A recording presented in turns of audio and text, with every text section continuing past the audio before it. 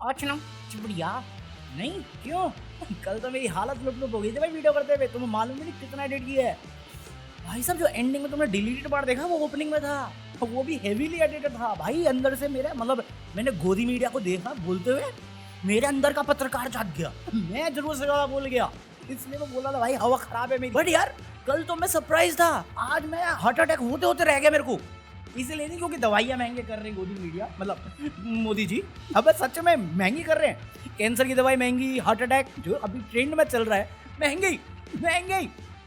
दिल्ली में गवर्नमेंट कह रही है कि जो हॉस्पिटल में दवाइयाँ तुम्हें चाहिए वो पीएम औषधि से खरीदो और कहीं से नहीं, बढ़ा के बेचना सीधा बोलना। बट गोदी मीडिया पगला गई, सच में वो भूल गए हम गोदी हैं, वो मीडिया ही मान रही है अपने आप को।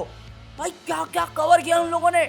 कल मैं तुम्हें बताया कि एटीएम पे चार्जेस लगने वाले हैं, विड्रॉल पे 19 रुपए पे चार्जेस है। अगर तुम करोगे ज्यादा ट्रांजैक्शन तो 19 रुपए पे करोगे। उसको रिपोर्ट किया श्वेता सिंह ने। या फिर जो विड्रॉल से आपके जब पैसा निकालते हैं उससे, ये सारी चीजों के लिए आपको अतिरिक्त भुगतान अब करना पड़ेगा। और अगर तुम में से कोई भी मुझे ट्विटर पे फॉलो करता है ना, मैं बार बार बैक टू बैक पिछले कई महीनों से कह रहा हूँ कि मध्य प्रदेश में एक अलग लेवल का करप्शन हो रहा है, किसी एजेंसी को जांच करनी चाहिए। क्योंकि बैक टू बैक चाहे सीएजी रिपोर्ट या कोई सी भी रिपोर्ट हो, उसमें करप्शन निकलता ही निकलता है। पता मेरी किसने सुनी? किसी एजेंसी ने नहीं, किसी सरकार ने नहीं, किसी मीडिया ने नहीं, श्वेता सिंह ने। ग्राम पंचायत में कमीशन खोरी को लेकर नियम लागू कर दिए गए। मैं पूरे क्लिप नहीं बता सकता बट बता देता हूँ। जो पंचायत का वो थे ना सरपंच, उप सरपंच और जो लोग होते हैं, उन्होंने एक रूल बनाया जिसमें सरपंच को 10%, उप सरपंच को 7% और बाकी एक कोई तीसरा 5% कमीशन बना दिया। ये तो कोई भी काम है कमीशन दे के जाओ लॉफुली। सचिव जो था अपना पंचायत शो में जैसा तुमने देखा है, तो जो सचिव जी थे वो अगेंस्ट गए तो उसको हटवा दिया, तबादला करवा दिया। फिर कहीं से कोई केस हुआ तब जाके ये उजागर हुआ। मेरे को तो पता भी नहीं था, श्वेता जी बता के गई। और ये छोड़ो, अभी बैंकिंग के ऊपर काफी चीज हुई है। तुम्हें पता है 5 साल के अंदर बैंकों ने भाई साहब पता है कितना कमाया इन्होंने पेनल्टी पे? 2023-24 के बीच 8,500 करोड़ रुपए जनता के खाते में मिनिमम बैलेंस ना होने पर चार्ज के तौर पर वसूल लिए थे। हम सोचते हैं कि इतना बड़ा अमाउंट थोड़ी है। अब ये 20 रुपए का हिसाब निकलेगा ना 5 साल का, तुम भी बोलोगे हम तो फकीर आदमी है, झोला भी नहीं हमारे पास। तो दिल्ली और बीजेपी के जितने भी क्षेत्र हैं, चाहे वो उत्तर प्रदेश हो, दिल्ली हो, यहाँ पे मेजरली वो चल रहा है, ये चिकन बंद कर, ये चिकन बंद कर रे, बंद कर। ये नेगी है पड़पड़गंज का जो हमेशा रोता रहता है। इसको पता नहीं कोई आस्था वास्ता नहीं इसकी, सच बता रहा हूँ मैं, इसकी हरकतों से दिखता है। वो कर रहा था, अब इसको मेजर मुद्दा बना दिया बीजेपी के कार्यकर्ताओं ने। वो कह रहे हैं हमारी आस्था है, हम तो चेतावनी मतलब राय दे रहे, राय ऐश्वर्या की कि भाई बंद रखो, आस्था की इज्जत करो। तो इस बार पोजीशन है भाई वो तो बंद कर देंगे, बट ये 9-10 दिन उनकी दुकान नहीं खुलेगी तो करेंगे क्या? उनकी फैमिली नहीं है, उनके बच्चे नहीं है, उसका जवाब नहीं है किसी के पास। आस्था का जवाब सबके पास है। अबे जॉब दे दे। अच्छा वो तो हो नहीं सकता। क्यों नहीं नेता ऐसे बयान देने से किनारा करते जिससे माहौल खराब हो सकता है? मैं नहीं बोल रहा भाई, प्रतिमा मिश्रा बोल रही थी। मैं वो चलो ये तो आजकल कुछ ज्यादा ही सेंसिबल और अपनी अपना जॉब कैसे करते हैं वो दिखा रही है। बट इसके बाद मेरे पास आए सुधीर भैया के बोले कि मेरठ और संभल में नए ऑर्डर आए हैं पुलिस वालों को कि कोई भी नमाज रोड पे नहीं पढ़ेगा और ना ही अपनी छत पे पढ़ेगा। जो पढ़ेगा वो अपने मस्जिद में जाके पढ़ेगा, घर के अंदर बैठ के पढ़ेगा। ऐसे अलाउड नहीं है, ये स्ट्रिक्ट ऑर्डर है। इस पे बात करिए सुधीर भैया ने। उत्तर प्रदेश में संभल और मेरठ जैसे क्षेत्रों में पुलिस ने आदेश दिया है कि ईद के मौके पर मुसलमान सड़कों पर नमाज नहीं पढ़ पाएंगे। मैं तो तेरे को समझता था, तो राम निकला रे, देव मानुस निकला। और फिर वहां से कुणाल कामरा उठ गया था। कुणाल कामरा कहता देखो ये इधर ये सबके सब बिक चुके हैं। क्योंकि तुम्हें मालूम है कुणाल कामरा का केस हो रखा है वो स्टैंड अप कॉमेडी और गद्दार वाली चीज पे। तो उसमें तो पहले तो पुलिस का बयान आया कि भाई हम तो इन्वेस्टिगेट कर रहे हैं, क्या है क्यों है मतलब जैसे देश में सारे क्राइम खत्म हो गए हैं, जितने भी माइनॉरिटीज उनको दबाओ, कोई मजाक करे तो उसके पीछे केस करवा दो, अपोजिशन में उसके पीछे ईडी सीबीआई लगवा दो। ये तो है हमारा हिसाब आजकल। तो उसमें अब कुणाल कामरा आया बोला कि देखो हम लोग ये जितने भी मीडिया है जो मेरे स्टेटमेंट के लिए पागल हो रखे हैं, तो उनके लिए बोल रहा हूँ कि जितने भी मेन स्ट्रीम मीडिया है वो इस पॉइंट पे बस मिसकम्युनिकेशन रूलिंग पार्टी के फेवर में देती है। जो वो रिपोर्ट पब्लिश करते हैं जिसका आम जनता या आम जिंदगी से कोई लेना देना नहीं होता। सो इस पॉइंट पर अगर वो रिपोर्ट ना भी करे ना तो देश के लिए भला होगा, उनके खुद के बच्चों के लिए भला होगा। ये मैं नहीं कह रहा, कामरा के स्टेटमेंट में दिखा दिया तुम्हें, बस हवा निकल गई। मैं तो ये स्टेटमेंट पढ़ के सोचा कि ये स्टेटमेंट पढ़ने के बाद तो सुधीर चौधरी और श्वेता सिंह दोनों बैठ के सोचेंगे गजब बेइज्जती है। तो मानो या ना मानो कहीं ना कहीं कुणाल कामरा जो कह रहा है वो बात तो सच है कि ये लोग न्यूज ही वो कवर कर रहे हैं या उस चीज को ज्यादा बढ़ावा देते हैं या प्राइम फोकस रखते हैं या हाईलाइट करते हैं जो एक्चुअली कंसर्न का मुद्दा होना भी नहीं चाहिए। लाइक प्रतिमा मिश्रा है जिसने एक वैलिड क्वेश्चन किया, बट मुझे लगता नहीं ये मुद्दा भी होना चाहिए था। जैसे अभी ये नेगी जी है, ये ईद और नवरात्रि के बीच में आस्था कर रहे हैं क्योंकि इनको मालूम है असली काम हम कर नहीं सकते, ग्राउंड रियलिटी हमें पता है हमसे नहीं होने वाला, क्योंकि हमने तो बिगाड़ना है ये कॉर्पोरेट को फायदा दिलवाना। तो इसलिए ये जो माइनॉरिटीज हैं, जो छोटी दुकानें हैं, उनको अटैक कर रहे हैं। अब उस पर तुम बोलते हो कि 9-10 दिन के लिए चिकन शॉप बंद कर देंगे, क्या करेंगे, खाएंगे कैसे? तुम दे रहे हो राशन, तुम उनको तो राशन दोगे नहीं, सौगातें मोदी करके वहां पे दे रहे हो, और फिर यहाँ पे तुम कह रहे हो कि तुम नमाज भी नहीं पढ़ोगे। नमाज छोड़ो, ईद की छुट्टी तुम यूपी में कैंसिल कर देते हो, और तुम कहते हो तुम धर्म के नाम पे राजनीति नहीं करते। ये क्या बकवास है? अब बताओ, ये मुद्दा होना चाहिए था।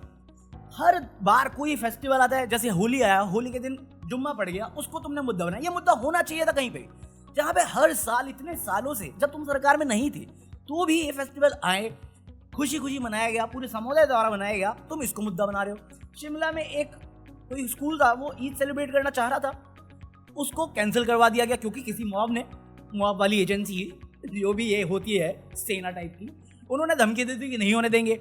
मैं कहा ये धमकी तू स्कूल को दे रहा है, नेता लोगों को क्यों नहीं देता? कितने सीएम और ये एमएलए और एमपी सब गए इफ्तार पार्टी में, कुछ हुआ नहीं? भाईचारे का मैसेज दे रहे हो, कितना अच्छा है मोदी है तो मुमकिन है। सेम चीज अभी यूपी के एक नया पुलिस स्टेशन खुला, बड़े शान शौकत से, मतलब बढ़ने बंदा पूजा सब हुआ, और पहला ही केस पुलिस का जो उसका हेड था उस पे हो गया। क्यों? क्योंकि उसने इफ्तार पार्टी रखी थी। क्या चल रहा है? अगर तुम मुझे कहते धर्म की मान्यता नहीं हो सकती है गवर्नमेंट जॉब में, तो पंडित पूजा क्यों कर रहा था, किस बात पे कर रहा था? बट अगेन वही है ना, ये मुद्दा होना चाहिए था, ये रीजन होना चाहिए था केस होने का। हमारे यहाँ ऐसा ही होता है। इसका कोई जवाब नहीं है, इनको बस दिक्कत क्रिएट करनी है ताकि तुम्हारा जो मेन इश्यू है उससे तुम साइड हट जाओ, उस पर फोकस ही मत करो। आज का मैं तुम्हें सबसे बड़ा मुद्दा देता हूँ। आज का सबसे बड़ा मुद्दा है कि राहुल गांधी ने पार्लियामेंट में संसद की मान्यता को ठेस पहुंचाई है समहाउ। मेरे संज्ञान में ऐसी कई घटनाएं हैं जब मान्य सदस्यों के आसन सदन की उच्च परंपराओं मापदंडों के अनुरूप नहीं है। भाई ओम बिरला भाई, क्या मजाक है तू? कल तक राहुल गांधी खुद आ रहा था कि तुमने उसको बोलने नहीं दिया, उसका टाइम नहीं दिया उसको।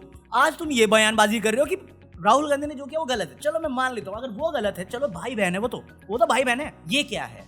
ये रिश्ता क्या कहलाता है? मैं नहीं बताऊंगा। मैं बताइए, एक अभी रिसेंटली ना एनआई पे योगी जी का इंटरव्यू आया, उसमें योगी जी कहते हैं कि भाई साहब अगर 100 हिंदू हैं उसमें एक मुस्लिम है तो वो मुस्लिम सेफली रह सकता है, बट 100 मुस्लिम है उसमें एक हिंदू है, वो सेफ नहीं रह सकते।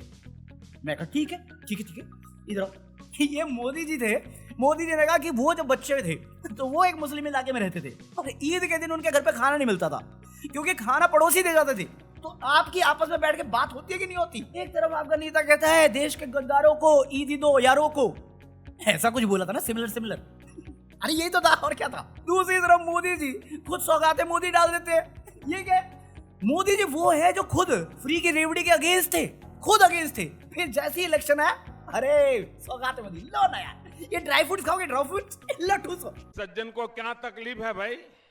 और ये चीज मैं कोई ऐसे नहीं हिंदू मुस्लिम करना चाह रहा हूँ इसमें, मैं बस एक पॉइंट साबित करना चाह रहा हूँ कि देखो अगर तुम्हें लगता है ना कि ये किसी भी धर्म की सगी है तो किसी की भी नहीं है। इनको अपनी जो ताकत है, जो पावर आती है कुर्सी के साथ, बस वही प्यारी है। वरना अभी बीच में होली गई है, इन्हीं का वादा था कि दिल्ली में सिलेंडर देंगे, मुफ्त सिलेंडर देंगे, सस्ता नहीं मुफ्त, वो तो नहीं मिला। अभी ईद आ रही है तो सौगातें मोदी क्यों हो रहा है?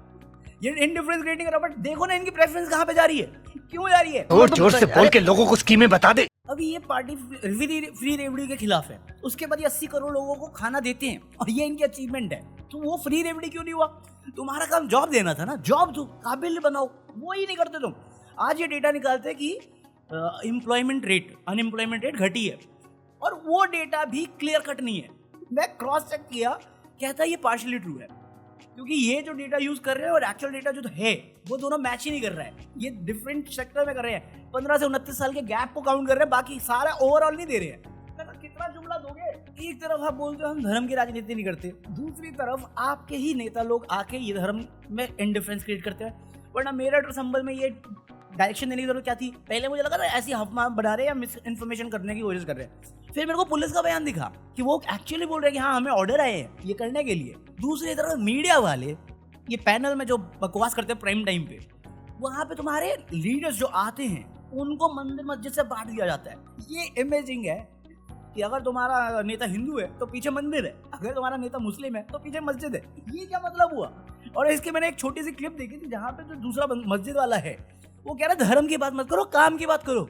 और उसने इन्होंने क्या बना रखा है बैकग्राउंड, ये तो तुम चाहते हो सटल वे से।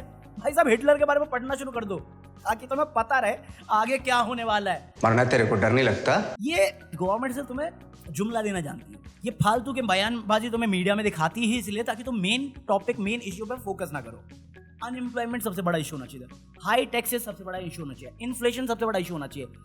ब्लैक मनी तो भूल ही जाओ, वो देने वाले हैं। ये इनडायरेक्ट चार्जेस जो बैंक कर रही है या कॉर्पोरेट जो इतना प्रॉफिट कमा रही है उसके बदले में कितने मिडिल क्लास को हाइक मिली है सैलरी वाइज, उसके ऊपर बहस होनी चाहिए। अभी राघव चड्ढा की एक बहुत वायरल क्लिप है पार्लियामेंट की टैक्सेस के ऊपर बैंकिंग सिस्टम की कि कैसे वो इनडायरेक्ट चार्जेस करते हैं। देखना एक बार, खुद सवाल करोगे क्यों मैं बात कर रहा हूँ चिकन के बारे में कि नवरात्रि में चिकन, अरे नहीं खाऊंगा मैं, मेरी श्रद्धा मेरी आस्था। तू कौन है जो उसके घर पे जाके उसके घर की रोटी छीन रहा है? तू दे सकता नहीं, छीनने के लिए तू आ गया। क्यों हम बात कर रहे हैं सिर्फ चिकन की? बंद करो फिर दारू। बट यूपी में तुम दारू एक के साथ एक फ्री दे रहे हो। क्यों है राहुल गांधी आज का टॉपिक कि भाई ने अपनी बहन का मुंह पकड़ लिया मस्ती मजाक में और ज्यादा देर की भी नहीं थी। इससे कौन सी संसद की सम्मान में कुछ गंदगी हो गई? क्यों है ये? क्योंकि अगर ये अलाउड नहीं है तो फिर वो सब अलाउड कैसे करा तुमने? और क्यों उसको अपोजिशन लीडर ऑफ अपोजिशन को आप इतना लाइटली ले रहे हो कि उसको ना हक देते हो बोलने का और उसके बाद उसको मजाक बनाने के लिए तुम सारा पॉलिटिकल मुद्दा बना देते हो? क्यों नहीं है उसके पास हक बोलने का? क्यों डीपीडीपी के बारे में उसको बोलने नहीं दिया था? क्यों एक मूवी जो इंडिया के कास्ट सिस्टम और पुलिस का जो प्यार माहौल बना हुआ है लोगों के साथ, माइनॉरिटीज के साथ, उसके ऊपर एक मूवी बनती है जो यूके से ऑस्कर के लिए सेलेक्ट होती है बट इंडिया में बैन कर दी जाती है। जो एक्चुअल ट्रुथ है वो दिखाना चाह रही है तो कहते हैं वो नहीं, वो गलत है, ये एंटरटेनमेंट नहीं है, ये भड़काऊ है। बट छावा जैसी मूवी तुम बच्चों को दिखा रहे हो जबकि सेंसर बोर्ड ने ही बोला है ये बच्चों के लिए सूटेबल नहीं है, तुम स्कूलों में दिखा रहे हो इसे।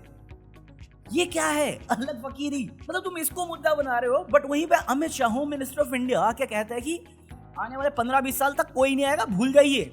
आपको अपनी काबिलियत पर भरोसा है या ईवीएम में ज्यादा भरोसा है? ये मुद्दा क्यों नहीं है? ये कैसे होम मिनिस्टर ये बात कर सकता है? चाइना बॉर्डर पे कितनी उदंगी मचा के बैठा हुआ है, वो कभी मानते नहीं, उसमें बहस क्यों नहीं होता? कांग्रेस होता ना इज्जत फाड़ देते हैं ये लोग, अब क्यों नहीं हो रहा? यहाँ पे मूवी प्रोपेगेंडा का काम करे और तुमने सच्चाई छुपा दी। अब मीडिया जो न्यूज का देना चाहिए था, उन्हें सच दिखाना चाहिए था, वो तुम्हें सच छुपा के और सिर्फ महिमा ही गिनवाए। तो भैया देखना सुनना हिटलर के बारे में पता चल जाएगा। मैं कुछ नहीं बोल रहा हूँ, ऐसा मैंने कुछ नहीं बोला, मैं बस बता रहा हूँ कि ये सब पास्ट में हुआ है। सिर्फ एक ने नहीं, बहुत सारे लोगों ने किया है, इतिहास गवाह है उस चीज का और उन्होंने काफी हद तक कामयाबी पाई है। बट अंत उस सब का हुआ है और गंदा ही हुआ है, देख लेना तुम।